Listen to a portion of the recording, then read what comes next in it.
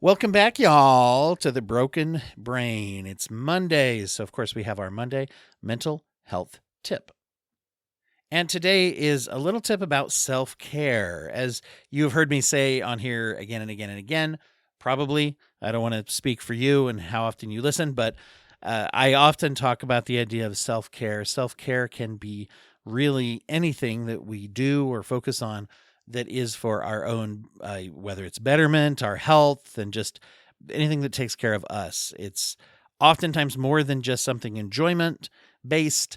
It's something that we can learn from, something that gives us stability and security. But it often is, when we say that, something that is enjoyment or passion based. And so that's what I want to talk about today. I want to talk about three things. The three things that you're going to do to help find something to enjoy. If you're looking for something and, our lives get very, very busy and we just don't know what to do in order to give ourselves self-care or that sense of enjoyment or passion. And many times, especially after a certain age or a certain, stack of responsibilities, then those things start to fade. We're not sure how to find them. So here's one technique that some people find to be helpful. So 3 things. What I'm going to encourage you to do is to, at some point, sit down mentally, or do whatever you're physically doing. Put some attention on looking back to when you were younger, and basically just young enough that there were things that you did just because you liked to do them, and nobody was going to make you do them, and no one would notice even maybe if you didn't do them. So could be all the way back to childhood. Was there a game you liked to play or a toy that you liked or something, or a fandom or a comic you liked to read? And then we're getting up a little older to say, were there hobbies you liked to do in, middle school, junior high, as a teenager, as you got into whatever it was, when you had that disposable time? What did you do? And see if you can think of 3 things that you really, really liked back then. And particularly if they're things you haven't done for a while or do not do currently. Or maybe there are things you've been aware of already that you wish you were doing, or maybe you haven't even felt the time and energy to think about what they were. So that's what we're going to do now. So think about what they were. 3 things. If you come up with more, that's awesome. But 3 things that you used to do. Now, then I want you to ask 2 questions about each thing. So these are sub 3, sub 2, basically. 2 questions you're going to ask is, what things did I do to engage with this when I was a kid? How would a child engage with this thing? If it's, boy, I used to love fire trucks, I'd play with a toy fire truck. There we go. Or when I saw one, I'd get super excited. And then the second question is, how would an adult deal with this or express this? Okay. Would I, be going down the rabbit hole of looking up things about fire trucks, maybe what color they should be, plug for a previous episode. How would somebody engage with this if they, as a grown up? Sometimes the answer to that might be very, very similar, sometimes not. And really, really break it down and say, what were the differences between the way that I did this when I was a kid and the way that someone in my phase of life now would do it? Particularly if I'm not doing it now, just kind of thinking about that. Okay. Then we're going to look at what's in between those 2 as well. What's the middle ground between there? Is there something that maybe most adults, or our idea of an adult, wouldn't quite do because they might seem a little too silly or a little too young or whatever? And, where's the mystery or whimsy or passion that maybe could enter in and make it a little more fun as an adult to do something that way?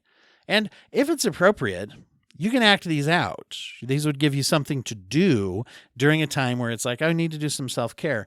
I don't know.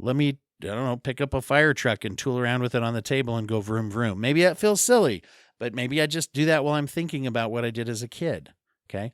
Then maybe I go and make a Pinterest board as an adult. Here we go. Pinterest boards of fire trucks. Or maybe I don't know, look up pictures of fire trucks. Or maybe I, go and become a volunteer fireman. That would be a lot of time dedication there. But either way, you see what I'm getting at. Maybe I act those out. And then let me think about the blend. How would I do that? And are there things that I can come up that I would do if I was going to engage with that again? Oh my gosh, did I really use fire trucks as an example? Anyway, whatever. We're already into it, well into it. So just go with me on that. Um, I personally would love to hear if anybody wants to share.